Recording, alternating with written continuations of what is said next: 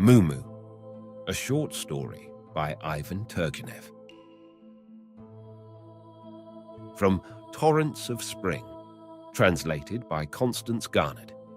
In one of the outlying streets of Moscow, in a grey house with white columns and a balcony warped all askew, there was once living a lady, a widow, surrounded by a numerous household of serfs.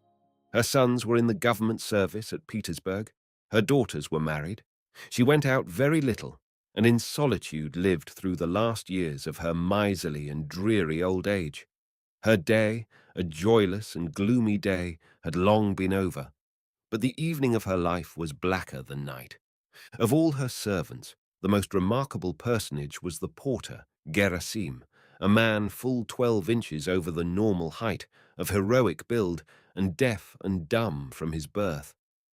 The lady, his owner, had brought him up from the village where he lived alone in a little hut, apart from his brothers, and was reckoned about the most punctual of her peasants in the payment of the seigneurial dues. Endowed with extraordinary strength, he did the work of 4 men. Work flew apace under his hands, and it was a pleasant sight to see him when he was ploughing, while, with his huge palms pressing hard upon the plough, he seemed alone, unaided by his poor horse, to cleave the yielding bosom of the earth, or when, about St. Peter's Day, he plied his scythe with a furious energy that might have mown a young birch copse up by the roots, or swiftly and untiringly wielded a flail over 2 yards long, while the hard oblong muscles of his shoulders rose and fell like a lever. His perpetual silence lent a solemn dignity to his unwearying labour. He was a splendid peasant, and except for his affliction, any girl would have been glad to marry him. But now they had taken Gerasim to Moscow, bought him boots, had him made a full-skirted coat for summer, a sheepskin for winter, put into his hand a broom and a spade, and appointed him porter. At first he intensely disliked his new mode of life. From his childhood he had been used to field labour, to village life. Shut off by his affliction from the society of men, he had grown up, dumb and mighty, as a tree grows on a fruitful soil. When he was transported to the town, he could not understand what was being done with him. He was miserable and stupefied, with the stupefaction of some strong young bull, taken straight from the meadow, where the rich grass stood up to his belly, taken and put in the truck of a railway train. And there, while smoke and sparks and gusts of steam puff out upon the sturdy beast, he is whirled onwards, whirled along with loud roar and whistle, whither, God knows. What Gerasim had to do in his new duties seemed a mere trifle to him after his hard toil as a peasant. In half an hour all his work was done, and he would once more stand stock-still in the middle of the courtyard, staring open-mouthed at all the passers-by, as though trying to wrest from them the explanation of his perplexing position. Or he would suddenly go off into some corner and, flinging a long way off the broom or the spade, throw himself on his face on the ground and lie for hours together without stirring, like a caged beast. But man gets used to anything, and Gerasim got used at last to living in town. He had little work to do. His whole duty consisted in keeping the courtyard clean, bringing in a barrel of water twice a day, splitting and dragging in wood for the kitchen and the house, keeping out strangers, and watching at night. And it must be said he did his duty zealously. In his courtyard there was never a shaving lying about, never a speck of dust. If sometimes, in the muddy season, the wretched nag, put under his charge for fetching water, got stuck in the road, he would simply give it a shove with his shoulder and set not only the cart, but the horse itself moving. If he set to chopping wood, the axe fairly rang like glass, and chips and chunks flew in all directions. And as for strangers, after he had one night caught 2 thieves and knocked their heads together, knocked them so that there was not the slightest need to take them to the police station afterwards, everyone in the neighbourhood began to feel a great respect for him. Even those who came in the daytime, by no means robbers, but simply unknown persons, at the sight of the terrible porter, waved and shouted to him as though he could hear their shouts. With all the rest of the servants, Gerasim was on terms hardly friendly. They were afraid of him, but familiar. He regarded them as his fellows. They explained themselves to him by signs, and he understood them, and exactly carried out all orders, but knew his own rights too, and soon no one dared to take his seat at the table. Gerasim was altogether of a strict and serious temper. He liked order in everything. Even the cocks did not dare to fight in his presence, or woe betide them. Directly he caught sight of them, he would seize them by the legs, swing them 10 times round in the air like a wheel, and throw them in different directions.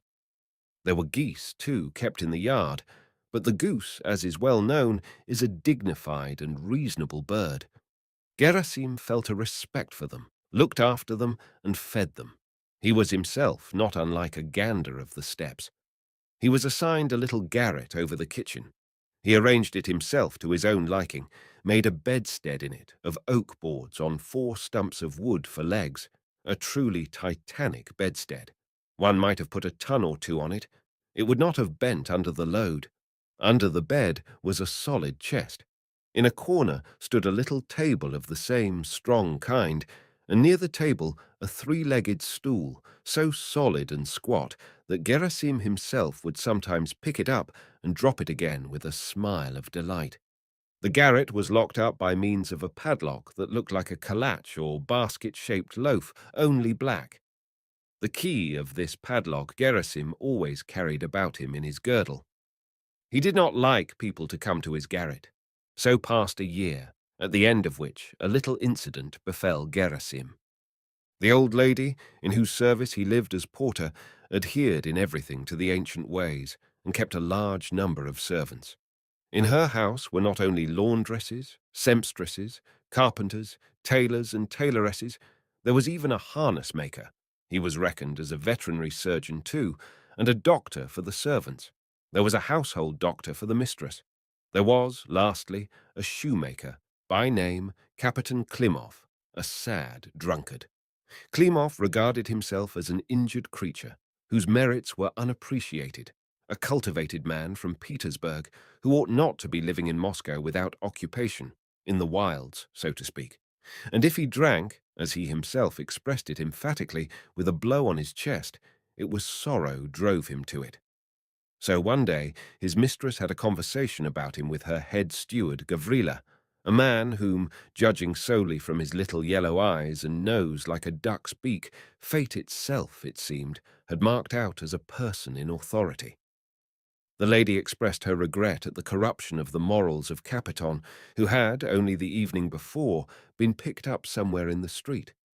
"Now, Gavrila," she observed, all of a sudden, "now, if we were to marry him, what do you think?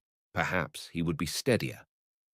"Why not marry him indeed, He could be married, answered Gavrila, "and it would be a very good thing to be sure, Yes, only who is to marry him?" "I, but that's at your pleasure, He may, anyway, so to say, be wanted for something. He can't be turned adrift altogether." "I fancy he likes Tatyana." Gavrila was on the point of making some reply, but he shut his lips tightly. "Yes, let him marry Tatyana," the lady decided, taking a pinch of snuff complacently. "Do you hear?"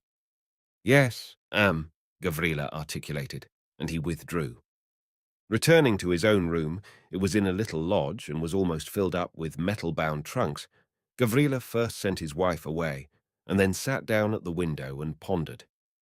His mistress's unexpected arrangement had clearly put him in a difficulty. At last he got up and sent to call Capitan. Capitan made his appearance, but before reporting their conversation to the reader, we consider it not out of place to relate in few words who was this Tatyana, whom it was to be Capiton's lot to marry, and why the great lady's order had disturbed the steward. Tatyana, one of the laundresses referred to above as a trained and skilful laundress, she was in charge of the fine linen only, was a woman of 28, thin, fair-haired, with moles on her left cheek. Moles on the left cheek are regarded as of evil omen in Russia, a token of unhappy life. Tatyana could not boast of her good luck. From her earliest youth she had been badly treated. She had done the work of two, and had never known affection. She had been poorly clothed and had received the smallest wages. Relations she had practically none. An uncle she had once had, a butler, left behind in the country as useless, and other uncles of hers were peasants. That was all. At one time she had passed for a beauty, but her good looks were very soon over. In disposition, she was very meek, or rather, scared. Towards herself, she felt perfect indifference. Of others, she stood in mortal dread. She thought of nothing but how to get her work done in good time, never talked to anyone, and trembled at the very name of her mistress, though the latter scarcely knew her by sight. When Gerasim was brought from the country, she was ready to die with fear on seeing his huge figure, tried all she could to avoid meeting him, even dropped her eyelids when sometimes she chanced to run past him, hurrying from the house to the laundry. Gerasim at first paid no special attention to her. Then he used to smile when she came his way. Then he began even to stare admiringly at her, and at last he never took his eyes off her. She took his fancy, whether by the mild expression of her face or the timidity of her movements. Who can tell? So one day she was stealing across the yard with a starched dressing jacket of her mistress's carefully poised on her outspread fingers. Someone suddenly grasped her vigorously by the elbow. She turned round and fairly screamed. Behind her stood Gerasim. With a foolish smile, making inarticulate caressing grunts, he held out to her a gingerbread cock with gold tinsel on his tail and wings. She was about to refuse it, but he thrust it forcibly into her hand, shook his head, walked away, and turning round, once more grunted something very affectionately to her. From that day forward, he gave her no peace. Wherever she went, he was on the spot at once, coming to meet her, smiling, grunting, waving his hands. All at once, he would pull a ribbon out of the bosom of his smock and put it in her hand, or would sweep the dust out of her way. The poor girl simply did not know how to behave or what to do. Soon the whole household knew of the dumb porter's wiles. Jeers, jokes, sly hints were showered upon Tatyana. At Gerasim, however, it was not everyone who would dare to scoff. He did not like jokes. Indeed, in his presence, she too was left in peace. Whether she liked it or not, the girl found herself to be under his protection. Like all deaf mutes, he was very suspicious and very readily perceived when they were laughing at him or at her. One day, at dinner, the wardrobe keeper, Tatyana's superior, fell to nagging, as it is called, at her, and brought the poor thing to such a state that she did not know where to look and was almost crying with vexation. Gerasim got up all of a sudden, stretched out his gigantic hand, laid it on the wardrobe maid's head, and looked into her face with such grim ferocity that her head positively flopped upon the table. Everyone was still. Gerasim took up his spoon again and went on with his cabbage soup. "Look at him, the dumb devil, the wood demon," they all muttered in undertones, while the wardrobe maid got up and went out into the maid's room. Another time, noticing that Capitan, the same Capitan who was the subject of the conversation reported above, was gossiping somewhat too attentively with Tatyana, Gerasim beckoned him to him, led him into the cart shed, and taking up a shaft that was standing in a corner by one end, lightly, but most significantly, menaced him with it. Since then, no one addressed a word to Tatyana, and all this cost him nothing. It is true the wardrobe maid, as soon as she reached the maid's room, promptly fell into a fainting fit, and behaved altogether so skilfully that Gerasim's rough action reached his mistress's knowledge the same day. But the capricious old lady only laughed, and several times, to the great offence of the wardrobe maid, forced her to repeat, "How he bent your head down with his heavy hand." And next day she sent Gerasim a rouble. She looked on him with favour as a strong and faithful watchman. Gerasim stood in considerable awe of her, but all the same he had hopes of her favour, and was preparing to go to her with a petition for leave to marry Tatyana. He was only waiting for a new coat, promised him by the steward, to present a proper appearance before his mistress, when this same mistress suddenly took it into her head to marry Tatyana to Capitan. The reader will now readily understand the perturbation of mind that overtook the steward Gavrila after his conversation with his mistress. My lady, he thought, as he sat at the window. Favors Gerasim, to be sure. Gavrila was well aware of this, and that was why he himself looked on him with an indulgent eye. Still, he is a speechless creature. I could not, indeed, put it before the mistress that Gerasim's courting Tatyana, but after all, it's true enough. He's a queer sort of husband. But on the other hand, that devil, God forgive me, has only got to find out they're marrying Tatyana to Capiton. He'll smash up everything in the house. 'Pon my soul, there's no reasoning with him. Why he's such a devil, God forgive my sins. There's no getting over him nohow. 'Pon my soul. Capiton's entrance broke the thread of Gavrila's reflections.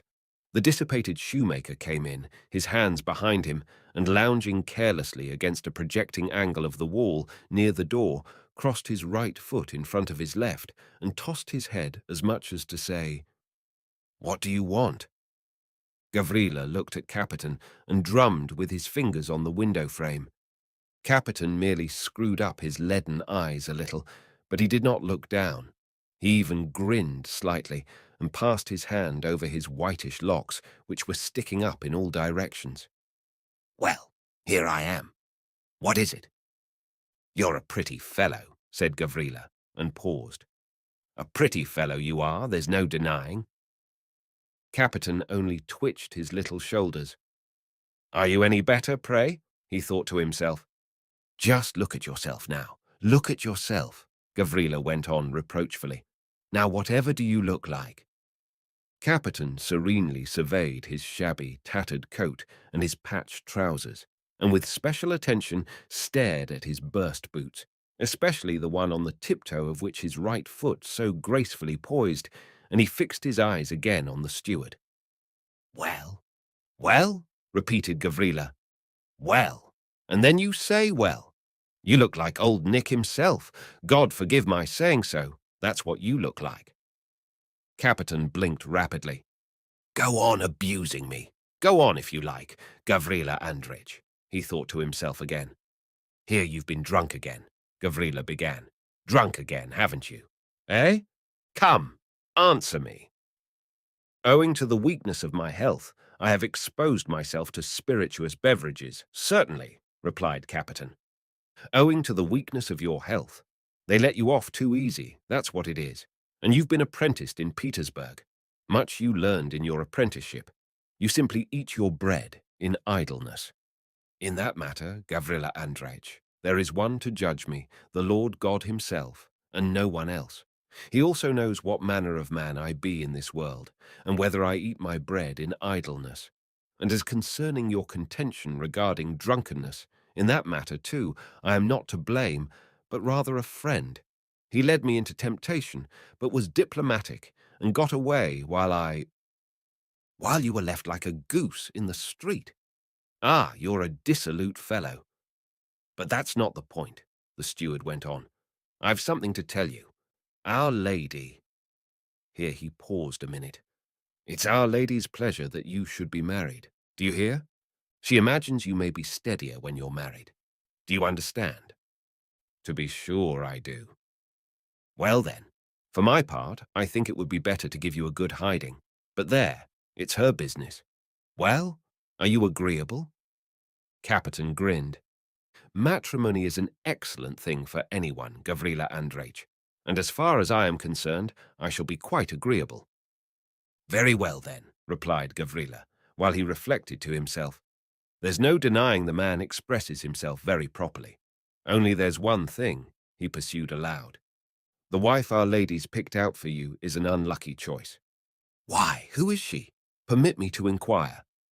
"Tatyana." "Tatyana?" And Capiton opened his eyes and moved a little away from the wall. "Well, what are you in such a taking for? Isn't she to your taste, hey?" "Not to my taste, do you say, Gavrila Andrich? She's right enough, a hard-working, steady girl. But you know very well yourself, Gavrila Andrich, why that fellow, that wild man of the woods, that monster of the steppes, he's after her, you know." "I know, mate. I know all about it." The butler cut him short in a tone of annoyance.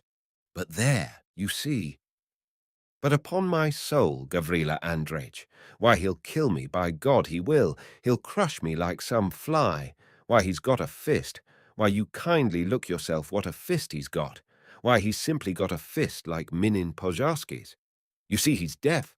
He beats and does not hear how he's beating. He swings his great fists as if he's asleep, and there's no possibility of pacifying him. And for why? Why, because, as you know yourself, Gavrila Andreich, he's deaf, and what's more, has no more wit than the heel of my foot. Why, he's a sort of beast, a heathen idol, Gavrila Andreich, and worse, a block of wood. What have I done that I should have to suffer from him now? Sure it is. It's all over me now. I've knocked about. I've had enough to put up with. I've been battered like an earthenware pot, but still I'm a man after all, and not a worthless pot. I know, I know. Don't go talking away. Lord, my God, the shoemaker continued warmly. When is the end? When, O Lord? A poor wretch I am, a poor wretch whose sufferings are endless. What a life, mine's been come to think of it. In my young days, I was beaten by a German I was. Prentice to, in the prime of life beaten by my own countrymen, and last of all in ripe years, see what I have been brought to. Ugh, you flabby soul, said Gavrila Andreich. Why do you make so many words about it? Why do you say Gavrila Andreich? It's not a beating I'm afraid of, Gavrila Andreich. A gentleman may chastise me in private, but give me a civil word before folks, and I'm a man still. But see now, whom I've to do with. Come, get along, Gavrila interposed impatiently. Capitan turned away and staggered off. But if it were not for him, the steward shouted after him, you would consent for your part? I signify my acquiescence, retorted Capitan as he disappeared. His fine language did not desert him, even in the most trying positions. The steward walked several times up and down the room. Well, call Tatyana now, he said at last. A few instants later, Tatyana had come up almost noiselessly and was standing in the doorway. What are your orders, Gavrila Andreich? She said in a soft voice. The steward looked at her intently. Well, Tanyusha, he said, would you like to be married? Our lady has chosen a husband for you. Yes, Gavrila Andreich. And whom has she deigned to name as a husband for me? She added falteringly. Capitan, the shoemaker. Yes, sir. He's a feather-brained fellow, that's certain, but it's just for that the mistress reckons upon you. Yes, sir. There's one difficulty. You know the deaf man, Gerasim? He's courting you, you see. How did you come to bewitch such a bear? But you see, he'll kill you, very like. He's such a bear. He'll kill me, Gavrila Andreich. He'll kill me, and no mistake. Kill you? Well, we shall see about that. What do you mean by saying he'll kill you?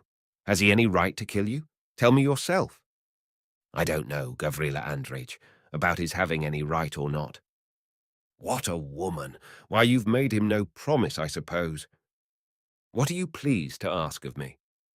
The steward was silent for a little, thinking, You're a meek soul. Well, that's right, he said aloud. We'll have another talk with you later. Now you can go, Tanyusha. I see you're not unruly, certainly. Tatyana turned, steadied herself a little against the doorpost, and went away. And perhaps Our Lady will forget all about this wedding by tomorrow, thought the steward. And here am I worrying myself for nothing. As for that insolent fellow, we must tie him down if it comes to that. We must let the police know. Ustinya Fyodorovna, he shouted in a loud voice to his wife. Heat the samovar, my good soul. All that day Tatyana hardly went out of the laundry.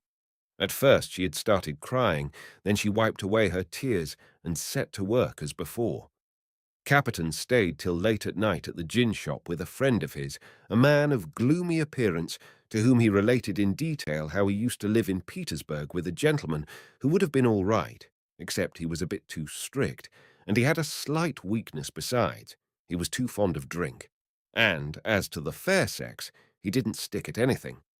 His gloomy companion merely said yes, but when Capitan announced at last that, in a certain event, he would have to lay hands on himself tomorrow, his gloomy companion remarked that it was bedtime, and they parted in surly silence. Meanwhile, the steward's anticipations were not fulfilled. The old lady was so much taken up with the idea of Capitan's wedding that even in the night she talked of nothing else to one of her companions, who was kept in her house solely to entertain her in case of sleeplessness, and, like a night cabman, slept in the day. When Gavrila came to her after morning tea with his report, her first question was, "And how about our wedding? Is it getting on all right?" He replied, of course, that it was getting on first rate, and that Capitan would appear before her to pay his reverence to her that day. The old lady was not quite well. She did not give much time to business. The steward went back to his own room and called a council. The matter certainly called for serious consideration. Tatyana would make no difficulty, of course, but Capitan had declared in the hearing of all that he had but one head to lose, not two or three.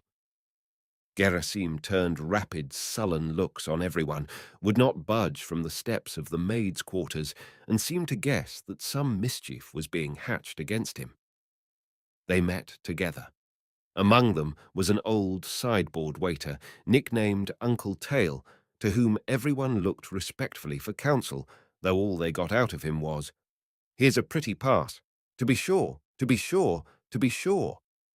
As a preliminary measure of security to provide against contingencies, they locked Capitan up in the lumber room where the filter was kept, then considered the question with the gravest deliberation. It would, to be sure, be easy to have recourse to force, but heaven save us! There would be an uproar, the mistress would be put out, it would be awful. What should they do? They thought, and at last thought out a solution. It had many a time been observed that Gerasim could not bear drunkards. As he sat at the gates, he would always turn away with disgust when someone passed by intoxicated, with unsteady steps, and his cap on one side of his ear. They resolved that Tatyana should be instructed to pretend to be tipsy, and should pass by Gerasim, staggering and reeling about. The poor girl refused for a long while to agree to this, but they persuaded her at last. She saw, too, that it was the only possible way of getting rid of her adorer. She went out. Capitan was released from the lumber room, for after all, he had an interest in the affair. Gerasim was sitting on the curbstone at the gates, scraping the ground with a spade. From behind every corner, from behind every window blind, the others were watching him. The trick succeeded beyond all expectations. On seeing Tatyana at first, he nodded as usual, making caressing, inarticulate sounds. Then he looked carefully at her, dropped his spade, jumped up, went up to her, brought his face close to her face. In her fright, she staggered more than ever and shut her eyes. He took her by the arm, whirled her right across the yard, and going into the room where the council had been sitting, pushed her straight at Capitan. Tatyana fairly swooned away. Gerasim stood, looked at her, waved his hand, laughed, and went off, stepping heavily to his garret. For the next 24 hours he did not come out of it.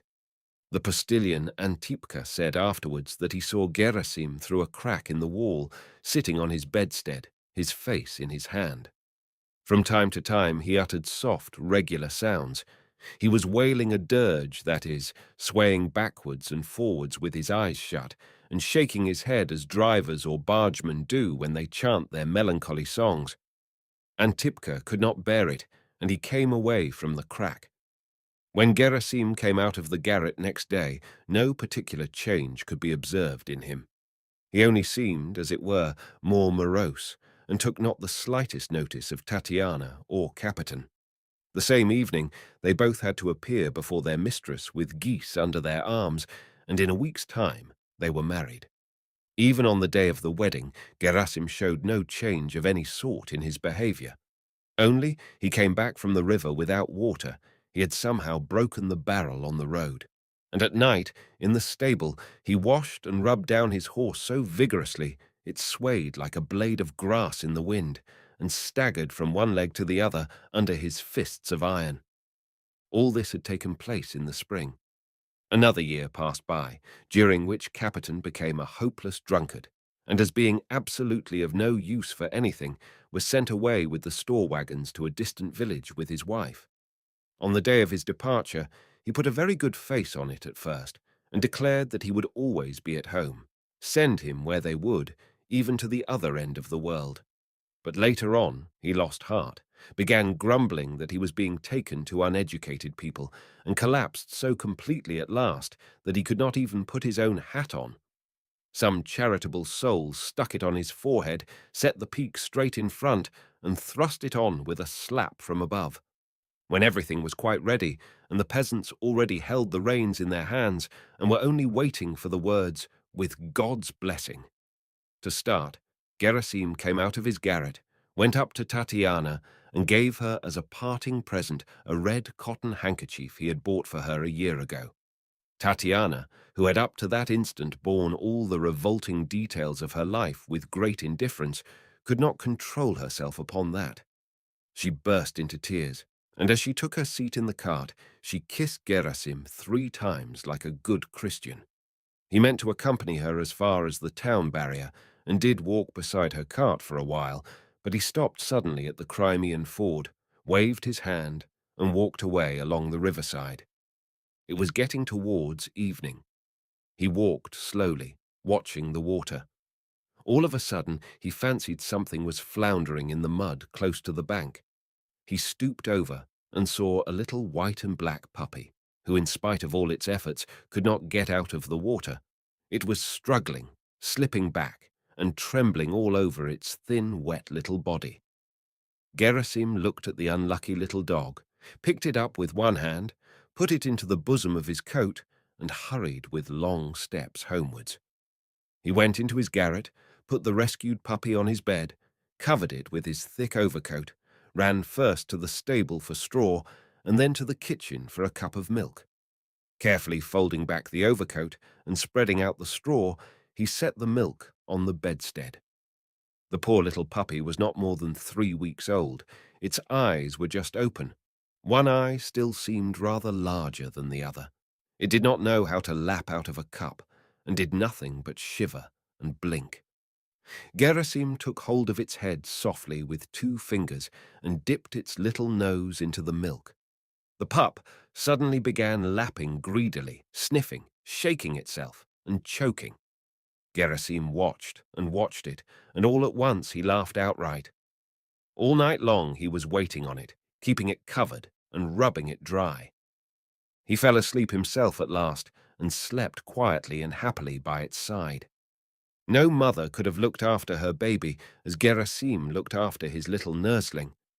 At first she, for the pup turned out to be a bitch, was very weak, feeble, and ugly, but by degrees she grew stronger and improved in looks, and thanks to the unflagging care of her preserver, in 8 months' time she was transformed into a very pretty dog of the spaniel breed, with long ears, a bushy spiral tail, and large, expressive eyes.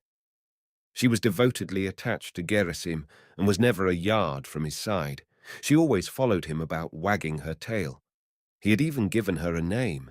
The dumb know that their inarticulate noises call the attention of others. He called her Mumu. All the servants in the house liked her and called her Mumu too. She was very intelligent. She was friendly with everyone, but was only fond of Gerasim. Gerasim, on his side, loved her passionately, and he did not like it when other people stroked her. Whether he was afraid for her or jealous, God knows. She used to wake him in the morning, pulling at his coat. She used to take the reins in her mouth and bring him up the old horse that carried the water, with whom she was on very friendly terms. With a face of great importance, she used to go with him to the river. She used to watch his brooms and spades, and never allowed anyone to go into his garret. He cut a little hole in his door on purpose for her, and she seemed to feel that only in Gerasim's garret she was completely mistress and at home. And directly she went in, she used to jump with a satisfied air upon the bed. At night she did not sleep at all, but she never barked without sufficient cause, like some stupid house dog, who, sitting on its hind legs, blinking with its nose in the air, barks simply from dullness at the stars, usually 3 times in succession. No! Mumu's delicate little voice was never raised without good reason. Either some stranger was passing close to the fence, or there was some suspicious sound or rustle somewhere. In fact, she was an excellent watchdog. It is true that there was another dog in the yard, a tawny old dog with brown spots called Wolf, but he was never, even at night, let off the chain. And indeed, he was so decrepit that he did not even wish for freedom. He used to lie curled up in his kennel and only rarely uttered a sleepy, almost noiseless bark, which broke off at once, as though he were himself aware of its uselessness. Mumu never went into the mistress's house, and when Gerasim carried wood into the rooms, she always stayed behind, impatiently waiting for him at the steps, pricking up her ears and turning her head to right and to left at the slightest creak of the door. So passed another year. Gerasim went on performing his duties as house porter and was very well content with his lot when suddenly an unexpected incident occurred. One fine summer day, the old lady was walking up and down the drawing room with her dependents.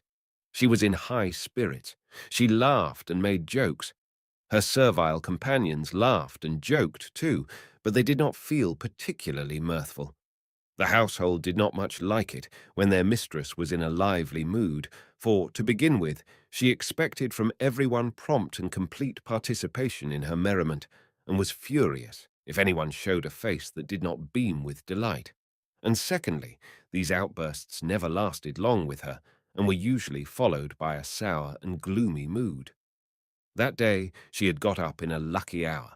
At cards, she took the 4 knaves, which means the fulfillment of one's wishes. She used to try her fortune on the cards every morning, and her tea struck her as particularly delicious, for which her maid was rewarded by words of praise and by 2 pence in money. With a sweet smile on her wrinkled lips, the lady walked about the drawing room and went up to the window. A flower garden had been laid out before the window, and in the very middle bed, under a rose bush, lay Mumu busily gnawing a bone. The lady caught sight of her. "Mercy on us!" she cried suddenly. "What dog is that?" The companion, addressed by the old lady, hesitated, poor thing, in that wretched state of uneasiness, which is common in any person in a dependent position who doesn't know very well what significance to give to the exclamation of a superior. "I don't know," she faltered. "I fancy it's the dumb man's dog." "Mercy!" The lady cut her short. "But it's a charming little dog. Order it to be brought in. Has he had it long? How is it I've never seen it before? Order it to be brought in." The companion flew at once into the hall. "Boy, boy!" she shouted. "Bring Mumu in at once. She's in the flower garden." "Her name's Mumu, then," observed the lady. "A very nice name." "Oh, very indeed," chimed in the companion. "Make haste, Stepan." Stepan, a sturdy-built young fellow, whose duties were those of a footman, rushed headlong into the flower garden and tried to capture Mumu, but she cleverly slipped from his fingers and, with her tail in the air, fled full speed to Gerasim, who was at that instant in the kitchen, knocking out and cleaning a barrel, turning it upside down in his hands like a child's drum. Stepan ran after her and tried to catch her just at her master's feet, but the sensible dog would not let a stranger touch her, and with a bound she got away. Gerasim looked on with a smile at all this ado. At last Stepan got up, much amazed, and hurriedly explained to him by signs that the mistress wanted the dog brought in to her. Gerasim was a little astonished. He called Mumu, however, picked her up, and handed her over to Stepan.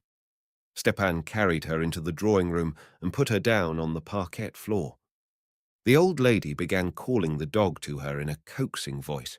Mumu, who had never in her life been in such magnificent apartments, was very much frightened and made a rush for the door, but being driven back by the obsequious Stepan, she began trembling and huddled close up against the wall.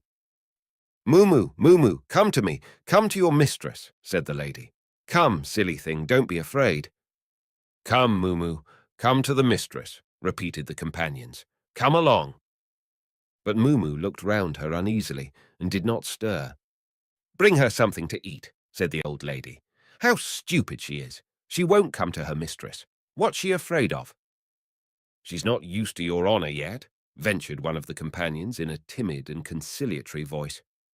Stepan brought in a saucer of milk and set it down before Mumu, but Mumu would not even sniff at the milk and still shivered and looked round as before.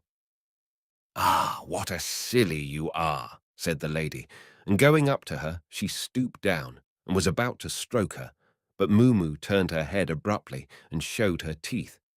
The lady hurriedly drew back her hand. A momentary silence followed. Mumu gave a faint whine, as though she would complain and apologize.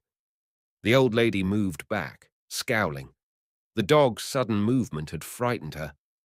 "Ah!" shrieked all the companions at once. "She's not bitten you, has she? Heaven forbid! Mumu had never bitten anyone in her life. Ah! Ah!" "Take her away," said the old lady in a changed voice. "Wretched little dog! What a spiteful creature!" And turning round deliberately, she went towards her boudoir. Her companions looked timidly at one another and were about to follow her, but she stopped, stared coldly at them and said, "What's that for, pray? I've not called you," and went out. The companions waved their hands to Stepan in despair. He picked up Mumu and flung her promptly outside the door, just at Gerasim's feet, and half an hour later a profound stillness led in the house, and the old lady sat on her sofa looking blacker than a thundercloud. What trifles, if you think of it, will sometimes disturb anyone. Till evening the lady was out of humour. She did not talk to anyone, did not play cards, and passed a bad night. She fancied the eau de cologne they gave her was not the same as she usually had, and that her pillow smelt of soap, and she made the wardrobe maid smell all the bed linen. In fact, she was very upset and cross altogether. Next morning, she ordered Gavrila to be summoned an hour earlier than usual. "Tell me, please," she began, directly the latter, not without some inward trepidation, crossed the threshold of her boudoir. "What dog was that barking all night in our yard? It wouldn't let me sleep." "A dog? What dog? Maybe. The dumb man's dog." He brought out in a rather unsteady voice. "I don't know whether it was the dumb man's or whose, but it wouldn't let me sleep. And I wonder what we have such a lot of dogs for. I wish to know. We have a yard dog, haven't we?" "Oh, yes, we have, Wolf. Well, why more? What do we want more dogs for? It's simply introducing disorder. There's no one in control in the house. That's what it is. And what does the dumb man want with a dog? Who gave him leave to keep dogs in my yard?" Yesterday, I went to the window, and there it was lying in the flower garden.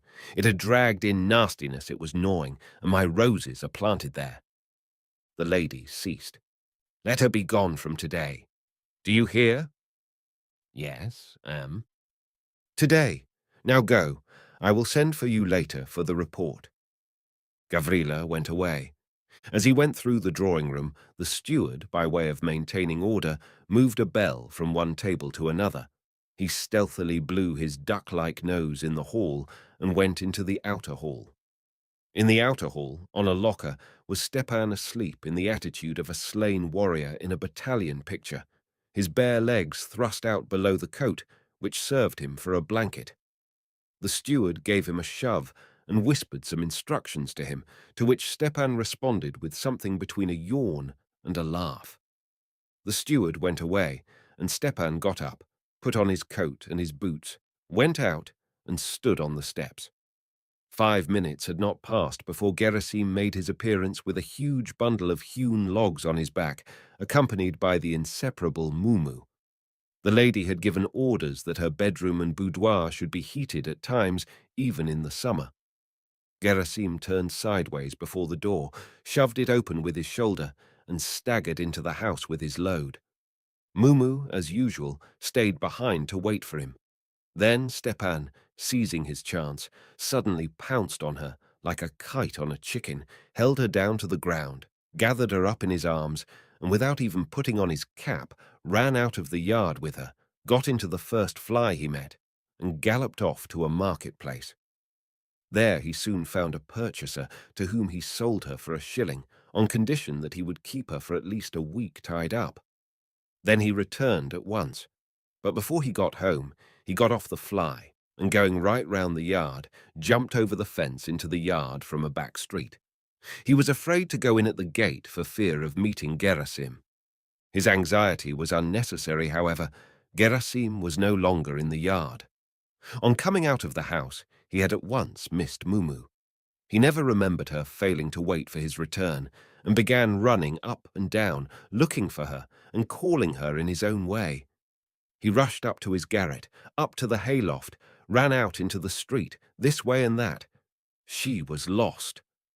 He turned to the other serfs, with the most despairing signs, questioned them about her, pointing to her height from the ground, describing her with his hands. Some of them really did not know what had become of Mumu, and merely shook their heads. Others did know, and smiled to him for all response, while the steward assumed an important air and began scolding the coachman. Then Gerasim ran right away out of the yard. It was dark by the time he came back. From his worn-out look, his unsteady walk, and his dusty clothes, it might be surmised that he had been running over half Moscow. He stood still opposite the windows of the mistress's house, took a searching look at the steps where a group of house serfs were crowded together, turned away, and uttered once more his inarticulate "Mumu." Mumu did not answer. He went away. Everyone looked after him, but no one smiled or said a word, and the inquisitive postilion Antipka reported next morning in the kitchen that the dumb man had been groaning all night. All the next day Gerasim did not show himself, so that they were obliged to send the coachman Potap for water instead of him, at which the coachman Potap was anything but pleased. The lady asked Gavrila if her orders had been carried out. Gavrila replied that they had. The next morning Gerasim came out of his garret and went about his work. He came into his dinner, ate it, and went out again, without a greeting to anyone. His face, which had always been lifeless, as with all deaf mutes, seemed now to be turned to stone. After dinner he went out of the yard again, but not for long. He came back and went straight up to the hayloft. Night came on, a clear moonlight night. Gerasim lay breathing heavily and incessantly turning from side to side. Suddenly he felt something pull at the skirt of his coat. He started, but did not raise his head, and even shut his eyes tighter. But again there was a pull, stronger than before. He jumped up before him, with an end of string round her neck, was Mumu, twisting and turning. A prolonged cry of delight broke from his speechless breast. He caught up Mumu and hugged her tight in his arms. She licked his nose and eyes, and beard and moustache, all in one instant. He stood a little, thought a minute, crept cautiously down from the hayloft, looked round, and having satisfied himself that no one could see him, made his way successfully to his garret. Gerasim had guessed before that his dog had not got lost by her own doing, that she must have been taken away by the mistress's orders. The servants had explained to him by signs that his Mumu had snapped at her, and he determined to take his own measures. First, he fed Mumu with a bit of bread, fondled her, and put her to bed. Then he fell to meditating, and spent the whole night long in meditating how he could best conceal her. At last, he decided to leave her all day in the garret, and only to come in now and then to see her, and to take her out at night. The hole in the door he stopped up effectually with his old overcoat, and almost before it was light, he was already in the yard, as though nothing had happened, even innocent guile, the same expression of melancholy on his face. It did not even occur to the poor deaf man that Mumu would betray herself by her whining. In reality, everyone in the house was soon aware that the dumb man's dog had come back and was locked up in his garret, but from sympathy with him and with her, and partly, perhaps, from dread of him, they did not let him know that they had found out his secret. The steward scratched his head and gave a despairing wave of his head, as much as to say, "Well, well, God have mercy on him. If only it doesn't come to the mistress's ears. But the dumb man had never shown such energy as on that day. He cleaned and scraped the whole courtyard, pulled up every single weed with his own hand, tugged up every stake in the fence of the flower garden to satisfy himself that they were strong enough, and unaided drove them in again. In fact, he toiled and laboured so that even the old lady noticed his zeal. Twice in the course of the day, Gerasim went stealthily in to see his prisoner. When night came on, he lay down to sleep with her in the garret, not in the hayloft, and only at 2 o'clock in the night he went out to take her a turn in the fresh air. After walking about the courtyard a good while with her, he was just turning back, when suddenly a rustle was heard behind the fence on the side of the back street. Mumu pricked up her ears, growled, went up to the fence, sniffed, and gave vent to a loud, shrill bark. Some drunkard had thought fit to take refuge under the fence for the night. At that very time, the old lady had just fallen asleep after a prolonged fit of nervous agitation. These fits of agitation always overtook her after too hearty a supper. The sudden bark waked her up. Her heart palpitated, and she felt faint. "Girls, girls," she moaned. "Girls!" The terrified maids ran into her bedroom. "Oh, oh, I am dying," she said, flinging her arms about in her agitation. "Again? That dog? Again?" "Oh, send for the doctor. They mean to be the death of me. The dog again." "Oh!" And she let her head fall back, which always signified a swoon. They rushed for the doctor, that is, for the household physician, Harriton. This doctor, whose whole qualification consisted in wearing soft-soled boots, knew how to feel the pulse delicately. He used to sleep 14 hours out of the 24, but the rest of the time he was always sighing and continually dosing the old lady with cherry bay drops. This doctor ran up at once, fumigated the room with burnt feathers, and when the old lady opened her eyes, promptly offered her a wineglass of the hallowed drops on a silver tray. The old lady took them, but began again at once in a tearful voice, complaining of the dog, of Gavrila, and of her fate, declaring that she was a poor old woman, and that everyone had forsaken her, no one pitied her, everyone wished her dead. Meanwhile, the luckless Mumu had gone on barking, while Gerasim tried in vain to call her away from the fence. "There, there, again," groaned the old lady, and once more she turned up the whites of her eyes. The doctor whispered to a maid. She rushed into the outer hall and shook Stepan. He ran to wake Gavrila. Gavrila, in a fury, ordered the whole household to get up. Gerasim turned round, saw lights and shadows moving in the windows, and with an instinct of coming trouble in his heart, put Mumu under his arm, ran into his garret, and locked himself in. A few minutes later, 5 men were banging at his door, but feeling the resistance of the bolt, they stopped. Gavrila ran up in a fearful state of mind, and ordered them all to wait there and watch till morning. Then he flew off himself to the maids' quarter, and through an old companion, Lyubov Lyubimovna, with whose assistance he used to steal tea, sugar, and other groceries, and to falsify the accounts, sent word to the mistress that the dog had unhappily run back from somewhere, but that tomorrow she should be killed, and would the mistress be so gracious as not to be angry and to overlook it. The old lady would probably not have been so soon appeased, but the doctor had in his haste given her fully 40 drops instead of 12. The strong dose of narcotic acted. In a quarter of an hour the old lady was in a sound and peaceful sleep, while Gerasim was lying with a white face on his bed, holding Mumu's mouth tightly shut. Next morning the lady woke up rather late. Gavrila was waiting till she should be awake to give the order for a final assault on Gerasim's stronghold, while he prepared himself to face a fearful storm. But the storm did not come off. The old lady lay in bed and sent for the eldest of her dependent companions. "Lyubov Lyubimovna," she began in a subdued, weak voice. She was fond of playing the part of an oppressed and forsaken victim. Needless to say, everyone in the house was made extremely uncomfortable at such times. "Lyubov Lyubimovna, you see my position. Go, my love, to Gavrila Andreich and talk to him a little. Can he really prize some wretched cur above the repose, the very life of his mistress? I could not bear to think so, she added, with an expression of deep feeling. Go, my love. Be so good as to go to Gavrila Andreich for me. Lyubov Lyubimovna went to Gavrila's room. What conversation passed between them is not known, but a short time after, a whole crowd of people was moving across the yard in the direction of Gerasim's garret.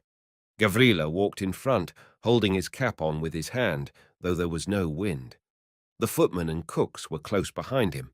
Uncle Tail was looking out of a window, giving instructions, that is to say, simply waving his hands. At the rear, there was a crowd of small boys skipping and hopping along. Half of them were outsiders who had run up. On the narrow staircase leading to the garret sat one guard. At the door were standing two more with sticks. They began to mount the stairs, which they entirely blocked up. Gavrila went up to the door, knocked with his fist, shouting, "Open the door!" A stifled bark was audible, but there was no answer. "Open the door, I tell you," he repeated. "But Gavrila Andreich," Stepan observed from below. "He's deaf, you know. He doesn't hear." They all laughed.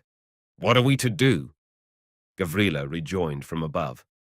"Why, there's a hole there in the door," answered Stepan. "So you shake the stick in there."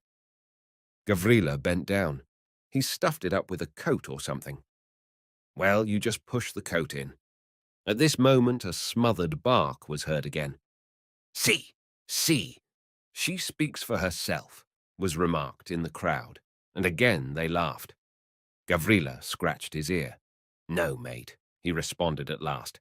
"You can poke the coat in yourself if you like." "All right, let me." And Stepan scrambled up, took the stick, pushed in the coat, and began waving the stick about in the opening, saying, "Come out, come out." As he did so, he was still waving the stick, when suddenly the door of the garret was flung open. All the crowd flew pell-mell down the stairs instantly, Gavrila first of all. Uncle Tail locked the window. "Come, come, come!" shouted Gavrila from the yard. "Mind what you're about." Gerasim stood without stirring in his doorway. The crowd gathered at the foot of the stairs. Gerasim, with his arms akimbo, looked down at all these poor creatures in German coats. In his red peasant shirt, he looked like a giant before them. Gavrila took a step forward. "Mind, mate," said he. "Don't be insolent." And he began to explain to him by signs that the mistress insists on having his dog, that he must hand it over at once, or it would be the worse for him. Gerasim looked at him, pointed to the dog, made a motion with his hand round his neck, as though he were pulling a noose tight, and glanced with a face of inquiry at the steward. "Yes, yes," the latter assented, nodding. "Yes, just so." Gerasim dropped his eyes, then all of a sudden roused himself and pointed to Mumu, who was all the while standing beside him, innocently wagging her tail and pricking up her ears inquisitively. Then he repeated the strangling action round his neck and significantly struck himself on the breast, as though announcing he would take upon himself the task of killing Mumu. "But you'll deceive us," Gavrila waved back in response.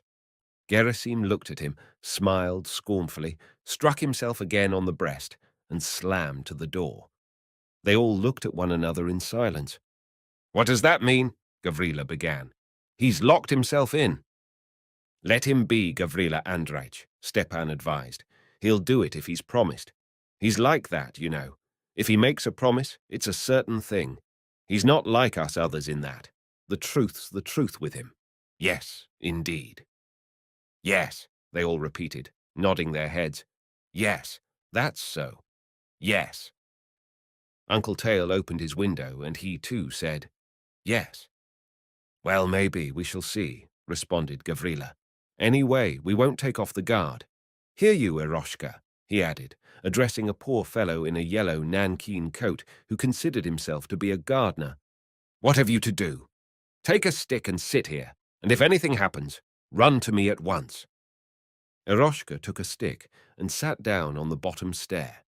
The crowd dispersed, all except a few inquisitive small boys, while Gavrila went home and sent word through Lyubov Lyubimovna to the mistress that everything had been done, while he sent a postilion for a policeman in case of need. The old lady tied a knot in her handkerchief, sprinkled some eau de cologne on it, sniffed at it, and rubbed her temples with it, drank some tea, and being still under the influence of the cherry bay drops, fell asleep again. An hour after all this hubbub, the garret door opened, and Gerasim showed himself. He had on his best coat. He was leading Mumu by a string. Eroshka moved aside and let him pass. Gerasim went to the gates. All the small boys in the yard stared at him in silence. He did not even turn round. He only put his cap on in the street. Gavrila sent the same Eroshka to follow him and keep watch on him as a spy. Eroshka, seeing from a distance that he had gone into a cook-shop with his dog, waited for him to come out again. Gerasim was well known at the cook-shop, and his signs were understood. He asked for cabbage soup with meat in it and sat down with his arms on the table.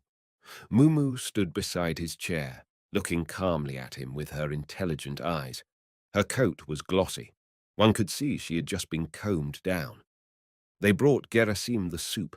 He crumbled some bread into it, cut the meat up small, and put the plate on the ground. Mumu began eating in her usual refined way, her little muzzle daintily held so as scarcely to touch her food. Gerasim gazed a long while at her. 2 big tears suddenly rolled from his eyes. One fell on the dog's brow, the other into the soup. He shaded his face with his hand. Mumu ate up half the plateful and came away from it, licking her lips. Gerasim got up, paid for the soup, and went out, followed by the rather perplexed glances of the waiter. Eroshka, seeing Gerasim, hid round a corner and, letting him get in front, followed him again. Gerasim walked without haste, still holding Mumu by a string. When he got to the corner of the street, he stood still as though reflecting, and suddenly set off with rapid steps to the Crimean ford. On the way, he went into the yard of a house where a lodge was being built, and carried away 2 bricks under his arm. At the Crimean ford, he turned along the bank, went to a place where there were 2 little rowing boats fastened to stakes. He had noticed them there before, and jumped into one of them with Mumu. A lame old man came out of a shed in the corner of a kitchen garden and shouted after him. But Gerasim only nodded and began rowing so vigorously, though against stream, that in an instant he had darted 200 yards way. The old man stood for a while, scratched his back first with the left and then with the right hand, and went back hobbling to the shed. Gerasim rowed on and on. Moscow was soon left behind. Meadows stretched each side of the bank, market gardens, fields and copses. Peasants' huts began to make their appearance. There was the fragrance of the country. He threw down his oars, bent his head down to Mumu, who was sitting facing him on a dry cross-seat. The bottom of the boat was full of water, and stayed motionless, his mighty hands clasped upon her back, while the boat was gradually carried back by the current towards the town. At last, Gerasim drew himself up hurriedly, with a sort of sick anger in his face. He tied up the bricks he had taken with string, made a running noose, put it round Mumu's neck, lifted her up over the river, and for the last time looked at her. She watched him confidingly, and without any fear, faintly wagging her tail. He turned away, frowned, and wrung his hands. Gerasim heard nothing, neither the quick shrill whine of Mumu as she fell, nor the heavy splash of the water. For him the noisiest day was soundless and silent, as even the stillest night is not silent to us. When he opened his eyes again, little wavelets were hurrying over the river, chasing one another. As before, they broke against the boat's side, and only far away behind, wide circles moved widening to the bank. Directly Gerasim had vanished from Eroshka's sight, the latter returned home and reported what he had seen. "Well then," observed Stepan, "he'll drown her. Now we can feel easy about it, if he once promises a thing." No one saw Gerasim during the day. He did not have dinner at home. Evening came on, they were all gathered together to supper, except him. "What a strange creature that Gerasim is," piped a fat laundry maid. Fancy upsetting himself like that over a dog, upon my word. But Gerasim has been here, Stepan cried all at once, scraping up his porridge with a spoon. How? When? Why, a couple of hours ago. Yes, indeed. I ran against him at the gate. He was going out again from here. He was coming out of the yard. I tried to ask him about his dog, but he wasn't in the best of humours, I could see. Well, he gave me a shove. I suppose he only meant to put me out of his way, as if he'd say, "Let me go do." But he fetched me such a crack on my neck, so seriously that, oh, oh, and Stepan, who could not help laughing, shrugged up and rubbed the back of his head. Yes, he added, he has got a fist. It's something like a fist. There's no denying that. They all laughed at Stepan, and after supper they separated to go to bed. Meanwhile, at that very time, a gigantic figure with a bag on his shoulders and a stick in his hand was eagerly and persistently stepping out along the high road. It was Gerasim. He was hurrying on without looking round, hurrying homewards, to his own village, to his own country. After drowning poor Mumu, he had run back to his garret, hurriedly packed a few things together in an old horsecloth, tied it up in a bundle, tossed it on his shoulder, and so was ready. He had noticed the road carefully when he was brought to Moscow. The village his mistress had taken him from lay only about 20 miles off the high road. He walked along it with a sort of invincible purpose, a desperate and at the same time joyous determination. He walked, his shoulders thrown back and his chest expanded. His eyes were fixed greedily straight before him. He hastened as though his old mother were waiting for him at home, as though she were calling him to her after long wanderings in strange parts, among strangers. The summer night, that was just drawing in, was still and warm. On one side, where the sun had set, the horizon was still light and faintly flushed with the last glow of the vanished day. On the other side, a blue-grey twilight had already risen up. The night was coming up from that quarter. Quails were in hundreds around. Corncrakes were calling to one another in the thickets. Gerasim could not hear them. He could not hear the delicate night whispering of the trees by which his strong legs carried him, but he smelt the familiar scent of the ripening rye, which was wafted from the dark fields. He felt the wind flying to meet him, the wind from home beat caressingly upon his face and play with his hair and his beard. He saw before him the whitening road homewards, straight as an arrow. He saw in the sky stars innumerable, lighting up his way, and stepped out, strong and bold as a lion, so that when the rising sun shed its moist rosy light upon the still fresh and unwearied traveller, already 30 miles lay between him and Moscow. In a couple of days he was at home, in his little hut, to the great astonishment of the soldier's wife who had been put in there. After praying before the holy pictures, he set off at once to the village elder. The village elder was at first surprised, but the hay-cutting had just begun. Gerasim was a first-rate mower, and they put a scythe into his hand on the spot, and he went to mow in his old way, mowing so that the peasants were fairly astounded as they watched his wide, sweeping strokes and the heaps he raked together. In Moscow, the day after Gerasim's flight, they missed him.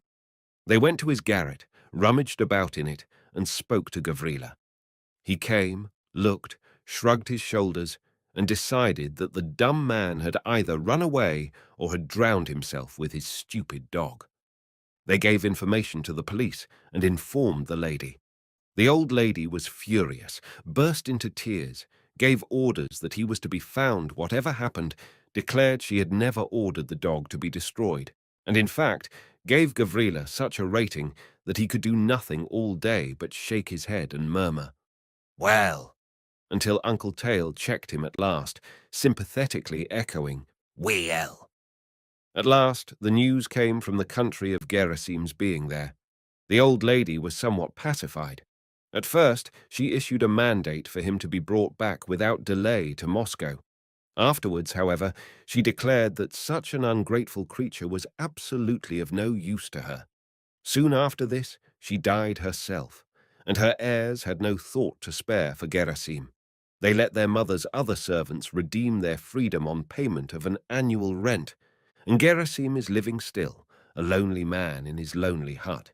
He is strong and healthy as before, and does the work of 4 men as before, and as before is serious and steady. But his neighbors have observed that ever since his return from Moscow, he has quite given up the society of women. He will not even look at them, and does not keep even a single dog. It's his good luck, though, the peasants reason, that he can get on without female folk. And as for a dog, what need has he of a dog? You wouldn't get a thief to go into his yard for any money. Such is the fame of the dumb man's titanic strength.